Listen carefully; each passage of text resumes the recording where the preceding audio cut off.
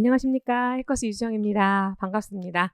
오늘은 2022학년도 합격 설명회로 여러분을 만나 뵙게 됐습니다.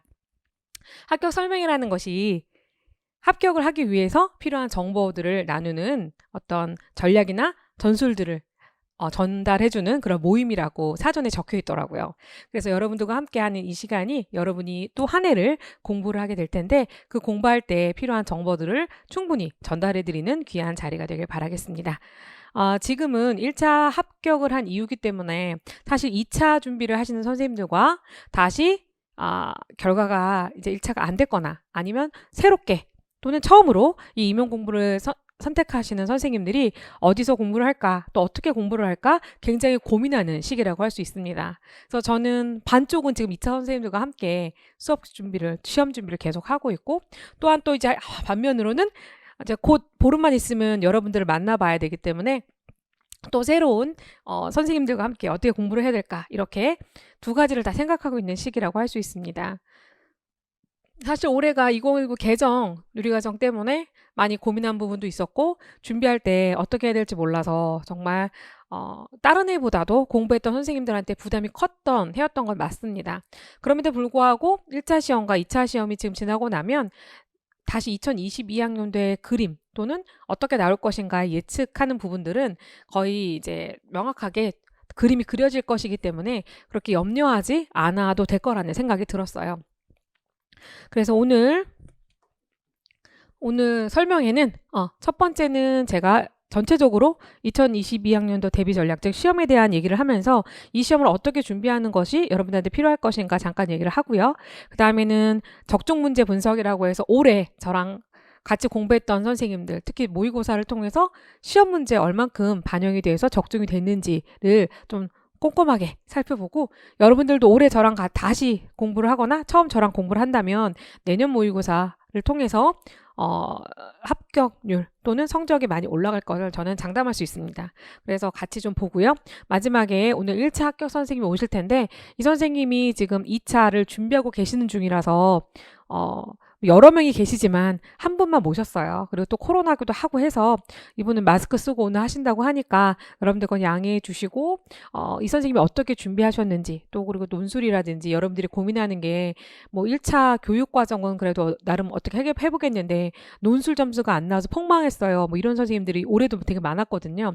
그래서 논술 준비 선생님이 어떻게 하셨는지 잘 듣고요. 또 제가 원래 논술로 시작했던 교수기 때문에 논술 때문에 저를 또 제 강의를 듣는 사람들도 많고 하니까 관심 있는 분들은 그 수기에서 그 부분 잘 들어주시면 좋을 것 같습니다. 그리고 마지막에 제가 마무리하고 이제 끝내도록 하겠습니다. 사실은 이제 저희가 막 토요일 날 저녁 때 설명회 시간을 잡고 합격생 여러분들과 함께 좀 파티 분위기로 이제 막 노래도 하고 즐겁게 이렇게 설명을 하려고 했었는데 코로나가 이제 올해 기획했던 내용들을 많이 접게 했던 것 같습니다. 그래서 좀 일반적이고 다른 사람들도 하는 스타일의 설명을 하게 되지만 여러분들이 좀 양해해 주시고 실제로 내년에 이제 많이 좋아지면 그때 정말 즐겁게 축제 분위기로 설명회를 할 수 있으리라 이제 믿습니다. 자, 그러면 첫 번째 표를 보면 접수 경쟁률 좀 보려고 하는데요. 접수 경쟁률에서 뭐 이 표를 다 보겠다는 게 아니라 의미 있는 숫자는 2021학년도와 2020년도에 비교만 해보려고 해요. 근데 숫자를 봤을 때 일반 지역에 대해서 숫자가 별반 다르지 않은 걸 볼 수 있어요. 그래서 해마다 합격생도 있지만 또 포기하는 사람도 있고 새로 공부하는 사람들이 들어갔다 나갔다 하는 것들이 유입이 있기 때문에 별반 숫자는 달라지지 않아서 제 생각에는 2022학년도에도 그렇게 많이 변화가 있을 것 같은 생각은 들지 않아요. 그래서 여러분이 거의 접수를 하다 보면 10점이 넘는 10명이 넘는 10점 몇 대 몇이라는 경쟁률을 우리가 받아들게 되는데 그 경쟁률은 그렇게 달라질 것 같지 않다는 거죠.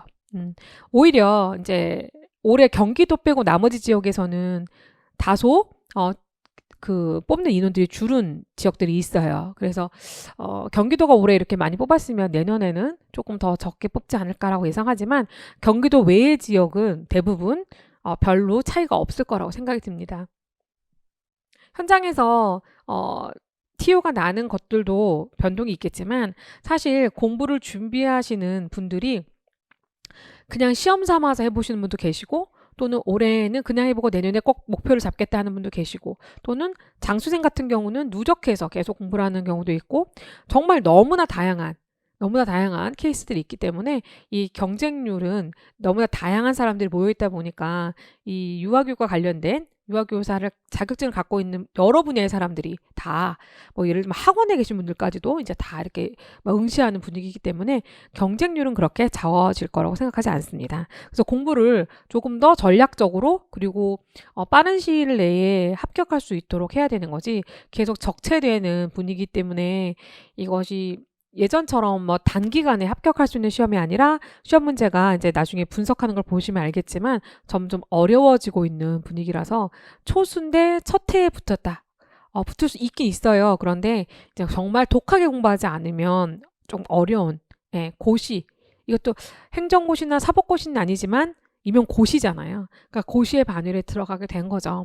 그래서 사실 현장에 있던 선생님을 만났었는데 그 선생님이 뭐라고 하셨었냐면 하늘의 별 따기인 것 같아요. 초등학교 선생님보다 유아 임용 선생님이 되는 게 더 힘든 것 같아요. 라고 얘기를 하시더라고요. 그래서 제가 그 말 듣고 정말 이 하늘의 별을 따는 선생님들이 맞구나 라는 생각을 또 하기도 했었습니다. 자, 그래서 이제 별반 추세는 다르지 않을 것 같다라고 생각을 하시면 되고요. 자, 그럼 지금부터 이제 시험에 대해서 조금 알아보려고 해요. 왜냐하면 공부를 해본 선생님들은 알겠지만 처음 하는 선생님들이 계시기 때문에 아주 기초적인 것, 기본적인 것들부터 먼저 좀 알아보려고 합니다. 일단 시험은요, 이렇게 네 가지로 나눌 수 있어요. 1차 시험과 2차 시험으로 나눌 수 있겠죠. 그래서 1차 시험에서는 논술과 교육과정이라는 시험을 보게 되는데 주로 저희는 이걸 1차 시험에 굉장히 매진을 하게 돼요. 그죠? 그다음에 이것이 붙고 나면 2차에서 면접과 수업 실현, 그리고 지역에 따라서 과정안을 쓰는 지역이 있습니다. 그래서 본인이 희망하는 지역에서 어떤 2차 시험을 유형을 가지고 있는지를 꼭 확인을 해야 되겠죠. 그래서 원래 이 설명이 또 오면은 막 지역별로 막 그 유형 같은 거 프린트로 나눠드리고 하는데 그거는 누구나 이제 볼 수 있는 자료니까 굳이 그것까지 여러분들한테 들을 필요는 없는 것 같고요. 이 올해 같은 경우는 코로나 때문에 지금 경기도는 집단 토의를 보지 않게 됐어요. 네, 그래서 또 이 부분도 유형이 바뀔 수 있구나라고 생각을 하시면 될 것 같아요. 자, 그러면 가운데 노란색으로 이론이 돼 있죠? 1차 시험과 2차 시험 모두 이론이 핵심이라는 거죠. 그 이론은 단답형으로 물어볼 수도 있고 과정처럼, 또는 논술로 이렇게 글로 쓸 수도 있고 면접처럼 구술로 볼 수 있으며 똑같이 이론을 수업하는 것으로 볼 수 있다는 거죠. 핵심적인 이론은 하나인데 그것을 다양한 시험의 유형으로 나눠서 임용고시를 본다고 할 수 있어요. 그래서 1차 시험과 2차 시험을 따로 준비하는 것이 아니라 제가 말하는 것처럼 전체를 같이 준비하는 전략을 가져가야 단기간에 합격을 할 수 있습니다. 대부분 학생들이 1차도 못 붙었는데 무슨 2차를, 또는 저는 1차 붙은 다음에 2차 할래요 교수님, 이렇게 이야기들을 하는 학생들이 많거든요. 그러면 1차 그런 전략을 가져가면 무조건 1년 안에 못 붙어요. 네, 그거는 이제 뒷부분에 나오실 합격생 선생님이 더 강조해서 얘기해 주시겠지만 본인들이, 제가 아무리 교수가 뭐라고 말을 해도 소용이 없는 게 본인 선생님들이 그걸 느껴야지 더 절실하게 준비를 하는 경우들이 있거든요. 그래서 공부를 하다 보면 1차의 분량이 너무 많아서, 그쵸? 또는 공부 처음 하니까 뭔지를 잘 몰라서 1차에 매진하게 되는데 제가 강조하는 것처럼 2차를 중간에 연중에 한 번 정도는 꼭 경험하고 미리 준비하지 않으면 1차 합격한 후에 시간이 굉장히 부족해요. 그래서 한 선생님과 하지 않은 선생님의 격차가 그때 굉장히 많이 벌어지죠. 그래서 일단 한 선생님들은 마음 편안하게 2차를 준비할 수 있을 거예요.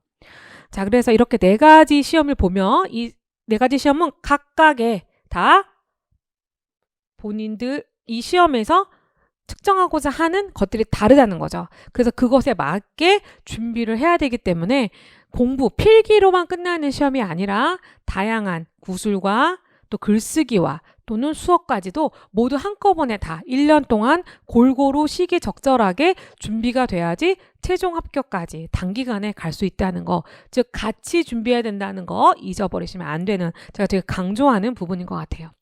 자, 그럼 이제 시험 하나하나에 대해서 좀 살펴보도록 할게요. 아까 말한 것처럼 1차 시험은 논술과 교육 과정으로 되어 있습니다.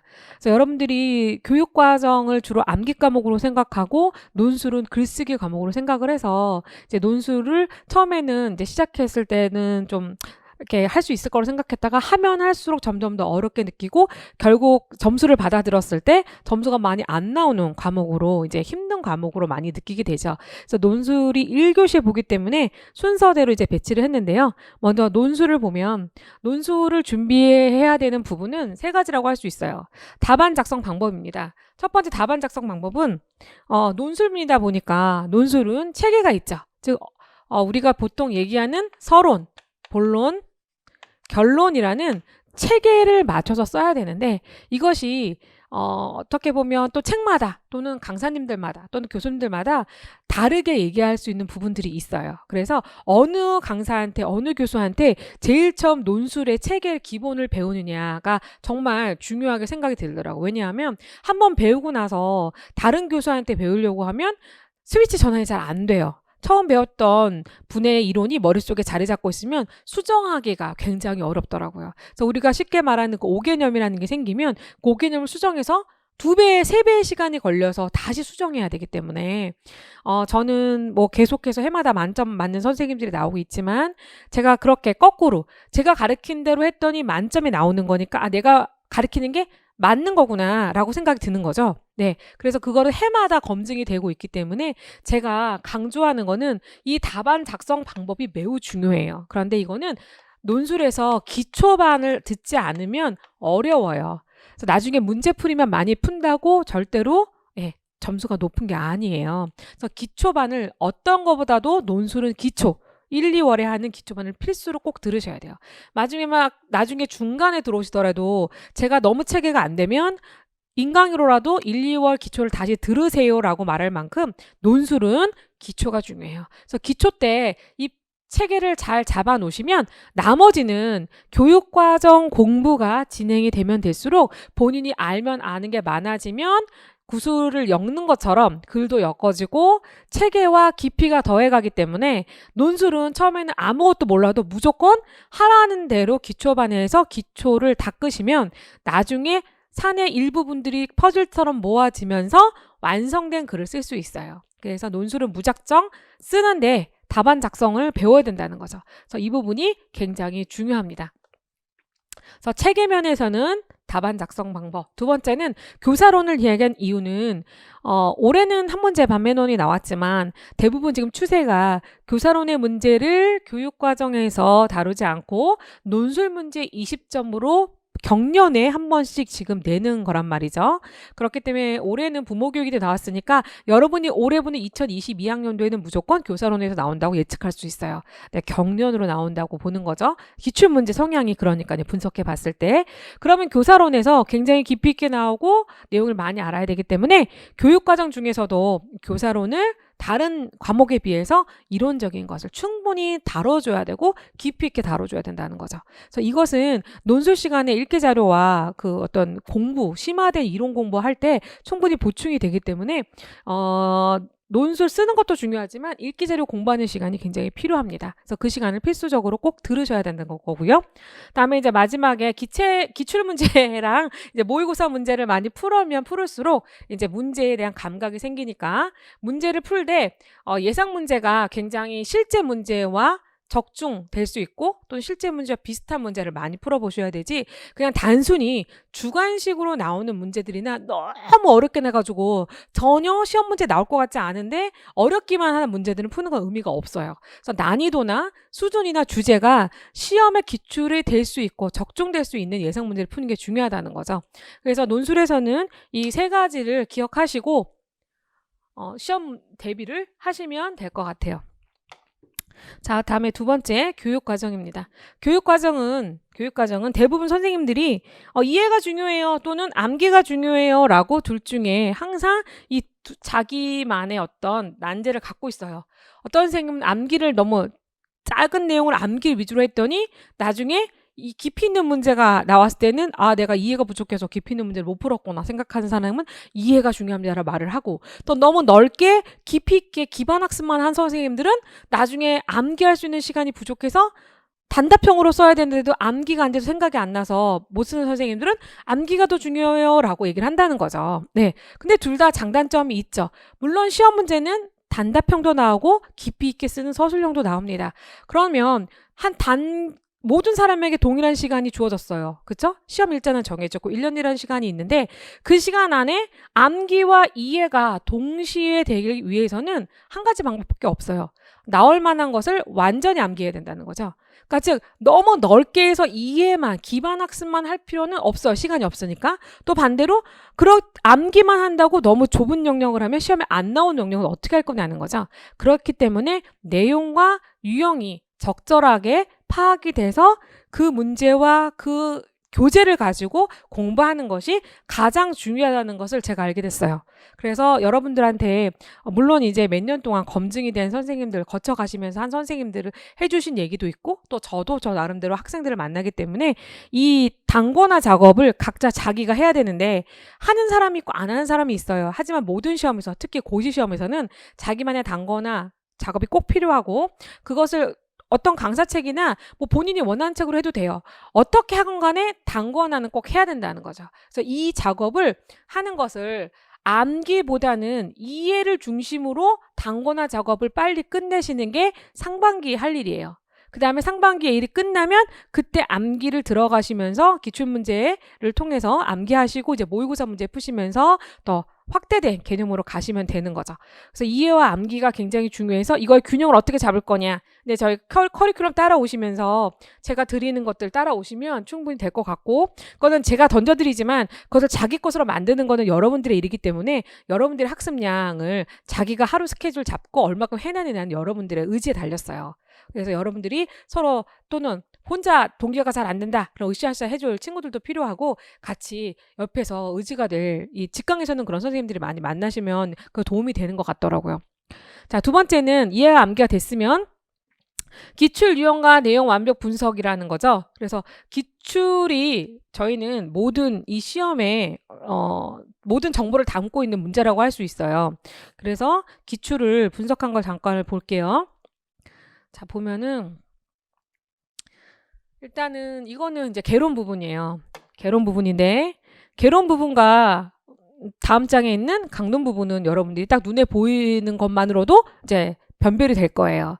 개론 같은 경우는 자, 사상사, 발달, 놀이, 교사론, 부모, 평가 복지 뭐 간단하게 이렇게 잡았어요. 자, 그러면 사상을 보세요. 사상사는 쭉 봤을 때 안 나온 애도 있지만 대부분 단답형밖에 안 나오는 거예요. 그리고 딱 한 번 고쳐쓰기가 나와서 고쳐쓰시오. 근데 물론 그것도 굉장히 단순한 고쳐쓰기가 나왔죠. 아, 사상사를 공부할 때는 단답형 위주로 공부를 해야 되는구나 라는 거 분석이 된다는 거죠. 반면에 놀이를 보면 놀이는 다른 과목에 비해서 예전에 2013년에서 쭉 흐름으로 봤을 때 점점 복잡해져 가고 서술형, 단계쓰기, 찾아쓰기, 특징쓰기 뭐 골고루 모든 유형이 다 나오고 있다는 거죠. 자, 이렇게 해서 공부를 하되 개론 중에서도 모든 과목이 아니라 놀이라는 이 과목이 물론 놀이 중심 교육과정으로 변경이 되기도 했지만 이 놀이를 중심으로 공부하되 놀이에서 나오지 않았던 것들까지 즉 서술하기 이런 것들은 나온 적이 없었는데 굉장히 깊이 있게 공부해서 서술해야 되는 부분까지 나오고 있고 단계쓰기 옛날에는 단계쓰기는 수준 쓰기 여기 한 번 나온 적 있었는데 잘 나오지 않았던 단계 쓰기가 점점 더 강조되고 놀이에서 그런 것들을 봤을 때 경향을 보고 거기에 맞는 공부를 맞게 해야 된다는 거죠. 그래서 어떤 과목을 더 많이 할까라고 생각했을 때는 당연히 놀이 과목에 시간을 더 많이 투자하고 내용도 더 깊이 공부해야 되고 새롭게 나오는 이론도 놀이에서 더 많이 공부를 해야 될 필요가 있습니다.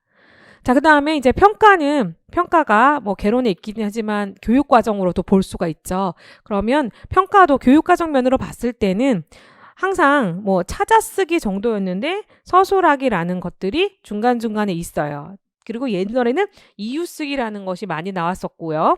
자, 그럼 요즘 한동안 이유쓰기라는 게 안 나오고 있죠. 왜냐하면 다른 영역에서 이유쓰기가 나오기 때문에. 그래서 평가도 보통 찾아 쓰는 거는 대부분 항상 나오고 서술하기 어려운 게 조금 더 나오고 있는 경향을 볼 수 있어요. 자, 그럼 옛날에 2013년도에 비해서 2020년도나 2021년도에 지금 현상을 보면 당연히 예전 시험 문제보다는 유형이 굉장히 복잡해졌고 다양한 문제가 나온다고 볼 수 있죠. 자, 그 다음에 와, 보기도 복잡하죠. 아까 개론하고 강론을 봤을 때 당연히 뭐예요? 강론이 이만큼 더 복잡하다는 거예요. 그러니까 공부 전략을 세울 때 개론보다는 강론에 더 훨씬 더 많은 시간과 투자를 하셔야 되겠죠. 그런데 그 중에서도 이제 각 영역마다 잘 나오는 발문 또는 시험 문제 유형이 있어요. 그래서 예를 들면 자, 신체는 보시면 예전보다 굉장히 유형은 간단해요. 유형은 간단한데 문제는 좀 더 어려워졌어요. 그쵸? 그래서 대부분 이제 서술하기 같은 거 잘 안 나왔었는데, 신체에서도 이제 서술하기 나오고, 세부 내용이 2017까지 나오다가 한 번도 나오지 않는 경우가 한 번 2020년에 나왔는데, 이제 변화가 됐으니까, 개정이 됐으니까, 또 올해 같은 경우에는 세부 내용 나온 게 하나밖에 없었다는 거죠. 그래서 이제 옛날처럼 세부 내용 암기를 충분히 해서 세부 내용 못 내워서 못하겠어요 라는 것보다는 다른 부분의 공부를 좀 더 할 수 있게 됐고, 또 의미 있는 공부가 좀 찾아내야 되는 부분이 있을 거예요. 자, 의사소통 같은 경우는 자, 2020년도에 굉장히 많은 유형이 나왔는데, 시험 문제가 2개가 아니라 3개가 나왔어. 또 문제 개수가 많아지면 유형도 벌어지죠. 네, 그래서 의사소통이 굉장히 다양한 방법으로 다 공부를 유형별로 해야 된다라고 볼 수 있어요. 사회관계 영역은 어렵게 느끼긴 하지만 대부분 꼭 수준 쓰기가 나오죠. 수준 쓰기, 또 이제 뭐 수준 쓰기, 다음에 그 수준에 맞는 특징 쓰기, 다음에 가끔 가다가 뭐 이제 이유 쓰기는 한 번밖에 안 나왔네요. 그러니까 사회관계 영역은 이유라기보다는 대부분 특징과 수준을 쓰는 공부를 하면 되겠구나라고 본인이 캐치하시면 되고요. 다음에 예술 경험 영역에서는 꼭 나오는 게 뭐예요? 지도 방법이죠. 그 지도 방법과 함께 발문 2가지가 예술 경험 영역에서만 나오는 거라고 할 수 있어요. 그 다음에 마지막에 자연탐구 영역을 보면은 자연탐구 영역에서는 그 논리적인 걸 물어보기 때문에 맨날 이유를 물어봐요. 왜 그런지 이유를 물어본다는 거죠. 그 다음에 이제 여기서 좀 어렵게 나오면 서술하기나 또 특징 쓰기, 서술하기 계속해서 나오고 서술. 그렇죠. 지금 자연탐구 영역이 서술하기는 가장 많이 나오니까 뭔가 깊이 있게 쓰는 연습은 자연탐구 영역을 조금 더 해야 되겠구나라고 볼 수 있고, 저도 이걸 분석했기 때문에 이걸 반영해서 모의고사에 더 여러분들이 서술 문제를 더 많이 쓸 수 있도록 시험 문제를 내고 있는 거죠. 자, 사례 쓰기가 올해 이제 처음으로 나왔다고 할 수 있는데, 점점 사례 쓰기, 그쵸? 사례 쓰기가 나와 있어요. 그리고 실제로 지도하는 발문 쓰기가 나와 있죠. 그래서 갈수록 예를 안다는 거는 개념을 알고 그 개념을 적용할 수 있는 예까지 나가는 게 제일 어려운 단계인데, 시험 문제가 예전에 단답형에서 점점 어려운 유형으로 이제 다양하게 나온다는 걸 볼 수 있어요. 그래서 이렇게 이 유형별로 영역을 공부하는 것도 필요하다는 거죠. 그래서 이렇게 공부를 하게 될 거고요. 자, 그 다음에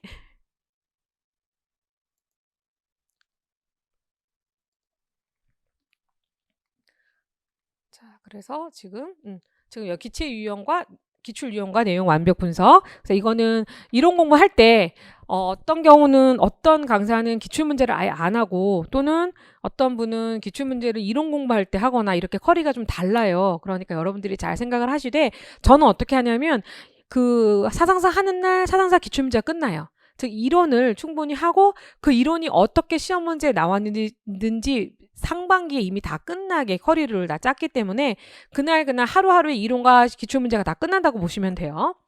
자, 마지막에 이제 적중 모고풀이로 이제 그 교육 과정은 마지막에 이제 준비를 하시되, 보통 커리는 모고를 거의 2달 정도, 즉 8회 정도밖에 안 풀었었거든요.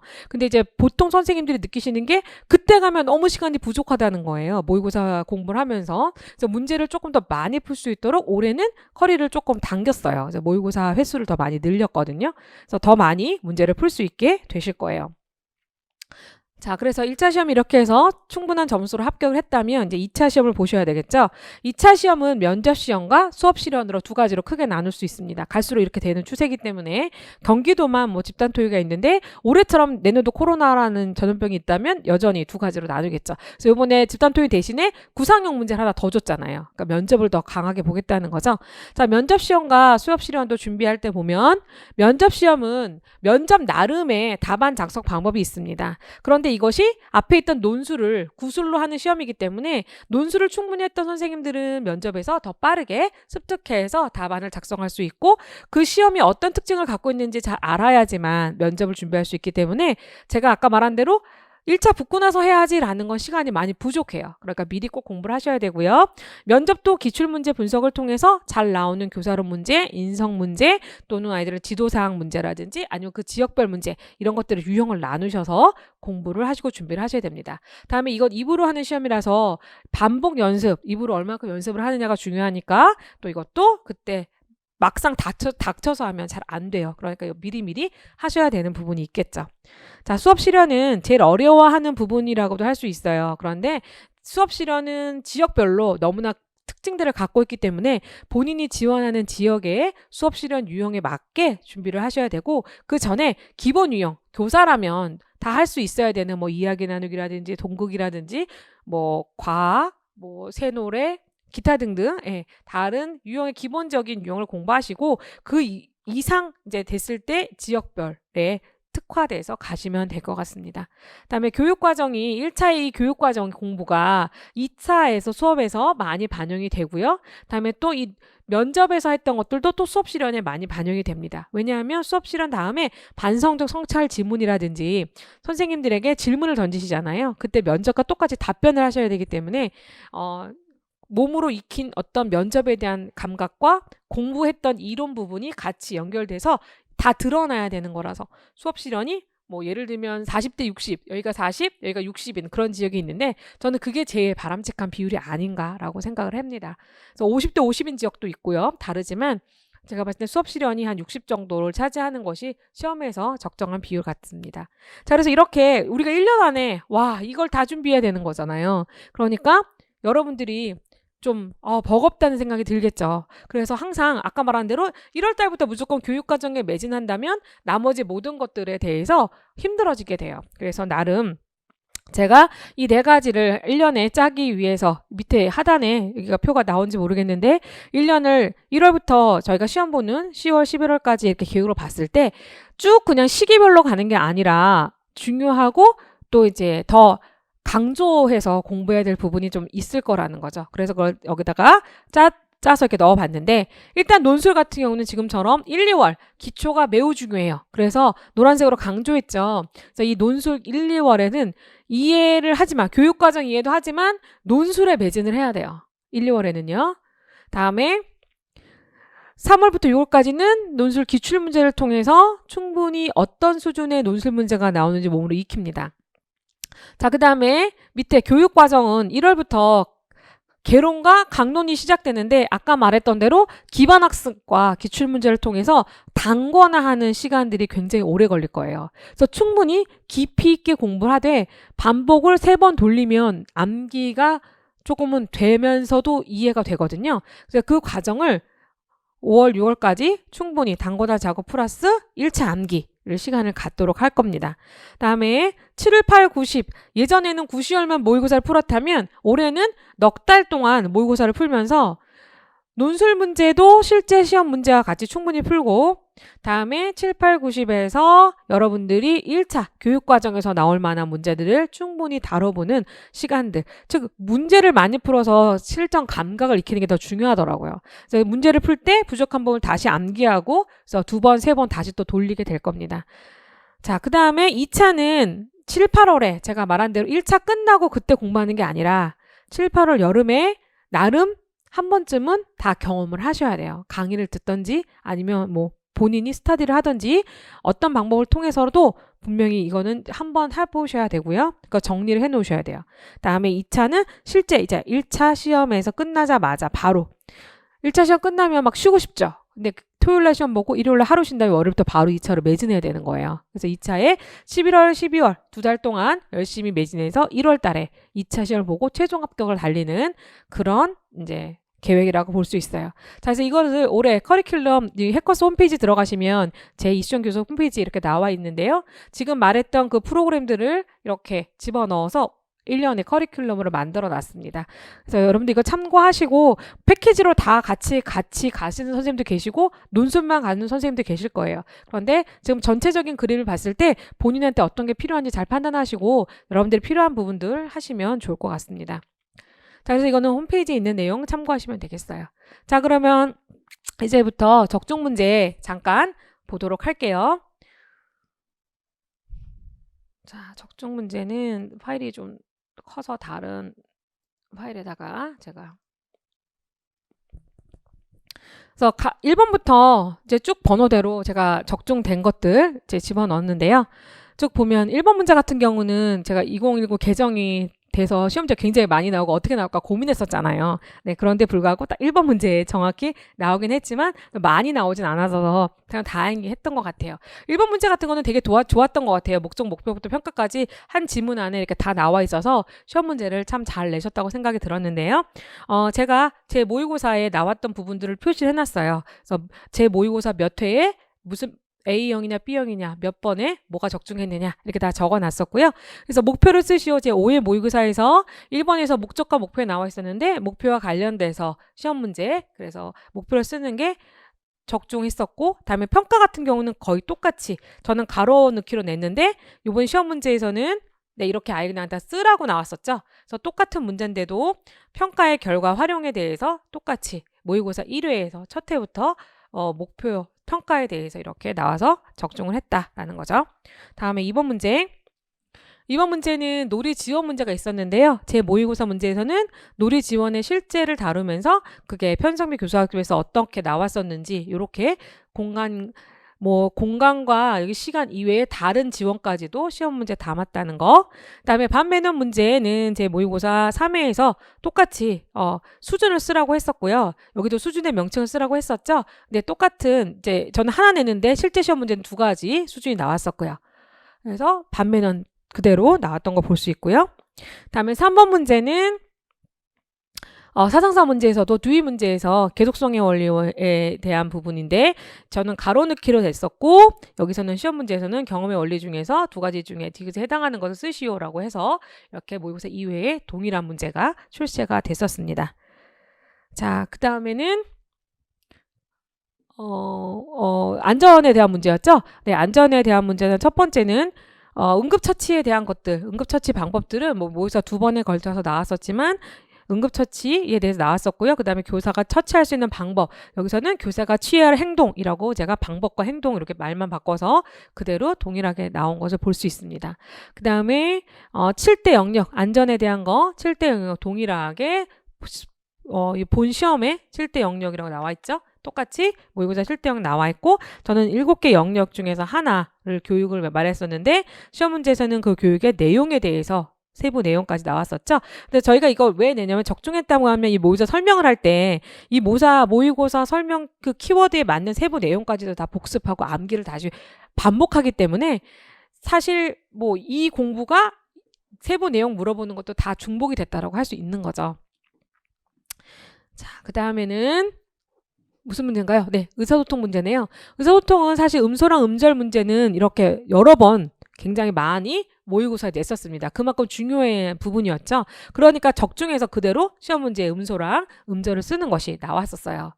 자, 다음에 세부 내용과 관련해서는 말과 읽기와 쓰기 관심가 중에서 유아가 일상생활에서 말과 글의 관계에 대해 관심을 가진 내용 세부 내용이 거의 동일한 내용을 문제에서 다룬 것이 나왔었죠. 자, 여전히 의사소통에서는 이제 그댄 여기요. 근맨과 근맨에 대해서 여러분들이 처음 이제 학자를 들었을 텐데 총체적 접근법 하면서 그때 언어 접근법 하면서 그때 이 학자에 대해서 지문을 가지고 공부를 했었습니다. 자, 그리고 또 의사소통 영역인가요?